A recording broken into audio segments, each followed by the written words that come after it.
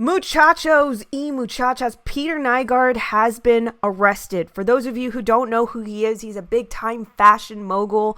He's based out of Canada, knew some pretty important people, and you can think of him as a Jeffrey Epstein and Les Wexner all rolled up into one person. The allegations against him are atrocious, and quite frankly, I think we're going to learn a lot more about him. Stick around, we're going to run through it.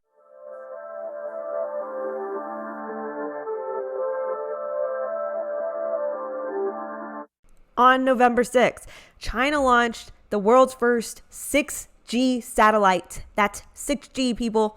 However, new technology is also bringing new problems to privacy-concerned consumers.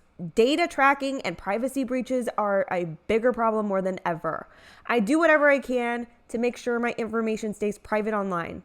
That means always using a VPN. I personally use Virtual Shield.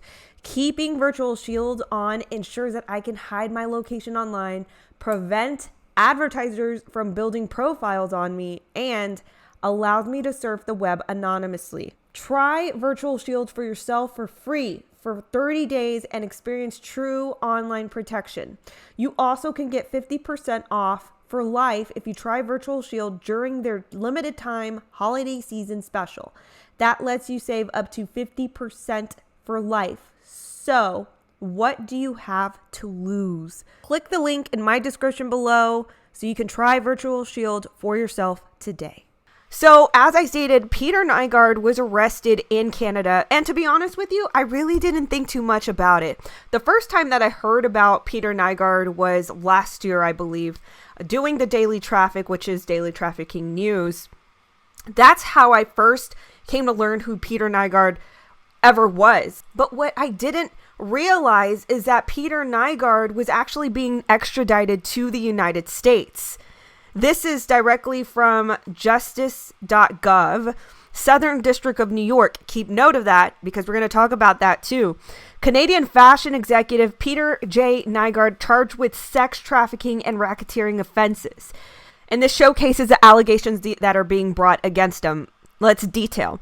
From at least in or about 1995 up to and including in about 2020, Peter Nygard was the leader and founder of an international clothing design, manufacturing, and supply business headquartered in Winnipeg, Canada, with major offices and warehouses in the United States, including New York City and California.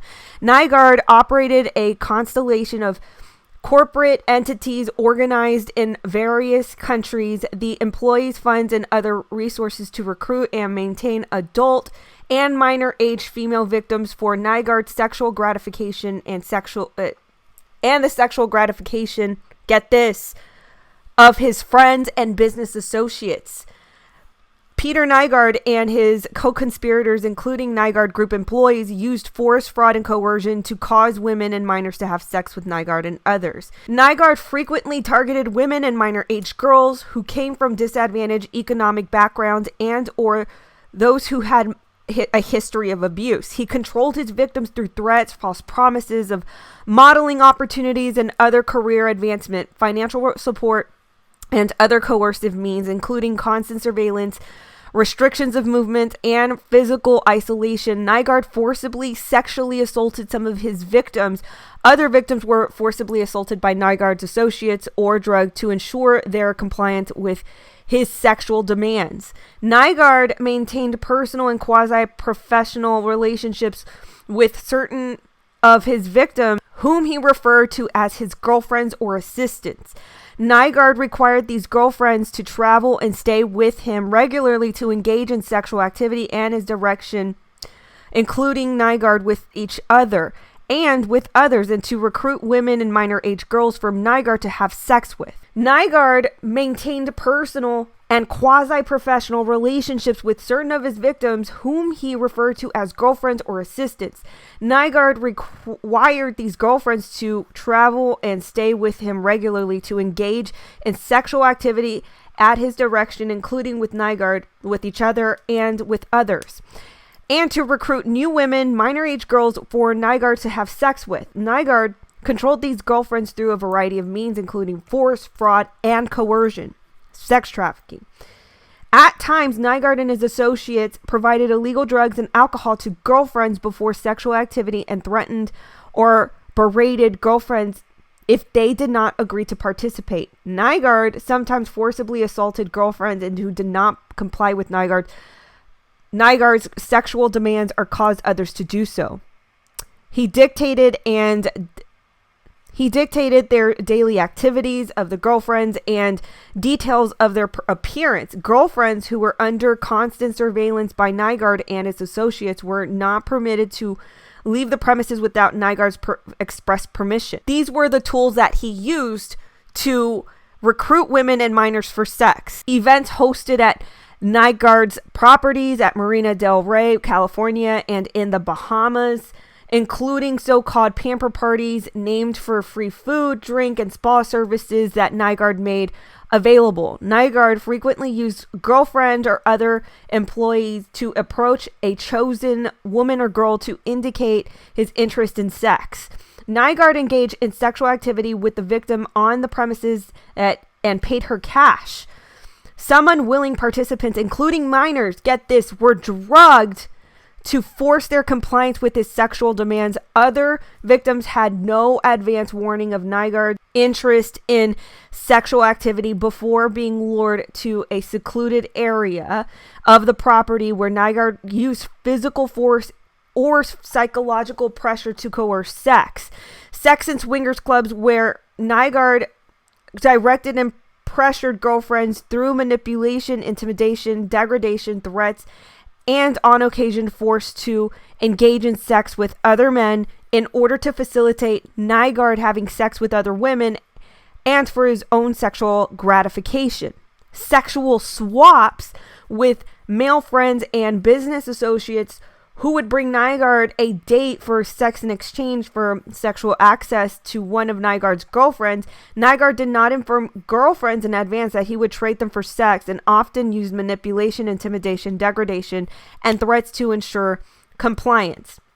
And then the last paragraph goes into him utilizing his entity, his influence, his company, his industry associates to cover for his crimes. So he would actually put these girlfriends on the payroll and name them models or say that they're business associates in order to do this.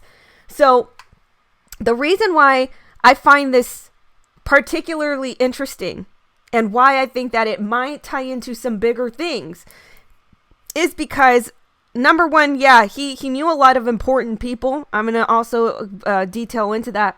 But also, if you remember earlier this year, I said take note of the Southern District of New York. Earlier this year, and with the news of yesterday with A.G. Barr resigning, this is particularly interesting because he said that he was going to wrap up a few things before he left the office. Earlier this year, A.G. Barr, he actually had Trump fire the SDNY federal prosecutor who was Berman. I believe it was Bremen or Berman. And so he did that back in June.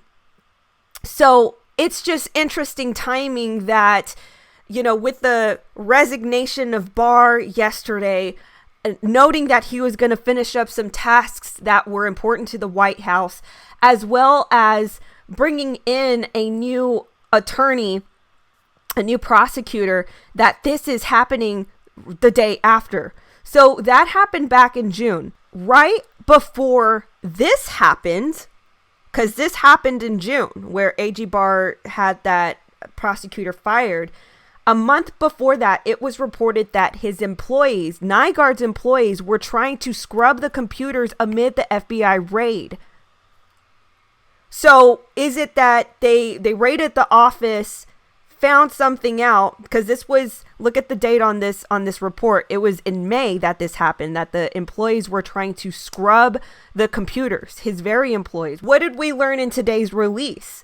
His associates were enabling and His very associates were the ones enabling and even doing the recruiting for Peter Nygard. So coming back to this older article earlier this year, employees of fashion mogul and accused sex trafficker Peter Nygard allegedly destroyed evidence on their computers and cleaned up records on the same day the FBI raided his New York office and California home. His accusers charged in a new court filing. Lawyers for Nygard's alleged victim said in court papers that they were tipped off by former employees that company executives ordered the destruction of evidence. The scrubbing occurred at Nygard's offices in Winnipeg, Canada, and the Bahamas, according to the court filing. Nygard executives ordered employees to destroy computer files and clean up records, lawyers for the mogul accusers wrote. Upon receiving this information, plaintiffs immediately sent defendants' counsel a preservation letter, they added. In February, the FBI investigators from the Southern District of New York raided Nygard's Times Square offices and his Los Angeles home while investigating claims Nygard plied underage girls with booze at sex parties at his Bahamas mansion. So just some additional tidbits to wrap up who Peter Nygard is. Coming from the BBC, the Finnish-Canadian multimillionaire who has been linked to Prince Andrew has been the subject of investigation by the Child Exploitation FBI Task Force and New York police for the last 5 months. And let's jump down to some of these details here. The lawsuit, which details complaints dating back 4 decades, also claims Mr. Nygard would bribe officials to hide evidence of his crimes. It alleges he kept a database of potential victims on his company's servers with details of over 7,500 women and underage girls. Mr. Nygard often hosted celebrities. Listen to this part. Mr. Nygard often hosted celebrities and politicians at his properties to promote his brands, including former President George H.W. Bush and actors Robert De Niro and Sean Connery. Whoa. Prince Andrew, which, by the way, you guys know Prince Andrew is linked to Jeffrey Epstein, which is why I'm saying this is a pretty huge story. Prince Andrew is friendly with Mr. Nygard and has been photographed with his family and the sportswear tycoon, fashion tycoon. Though there is no suggestion he knew of allegations against Mr. Nygard, the Duke of York was forced to step back from public life amid furor over his ties with Jeffrey Epstein, a sex abuser. A spokesperson for the fashion tycoon said that the claims against him were completely false, without foundation, and are vigorously denied. Well, riddle me this, Batman. I think this is a bigger story, and I think that this is really interesting timing. As I mentioned, William Barr resigning yesterday, and then his earlier actions this year of firing the SDNY, and then with this new SDNY, which, by the way, guess what other cases they also have ownership over? Jeffrey Epstein, the Anthony Weiner laptop, the Clinton emails. So this might be a gateway to a lot of stuff that's going to be popping off really soon. I hear a little whisper of William Barr from this case. So we'll just have to wait and find out if there's going to be a lot more fruit rolling out. From here to Friday, I am going to imagine that there's going to be a lot of bombs going off. So guys, thank you so much for watching this video. If you think I do a good job, please consider giving a reoccurring gift by going to NatlyDenise.com/donate. And then there's also other ways to give in my description below. As you guys know, this is my full-time job now. So keeping a roof over my head and food on my table is, it would be nice. Thanks so much for tuning in. I'll catch you guys in the next video.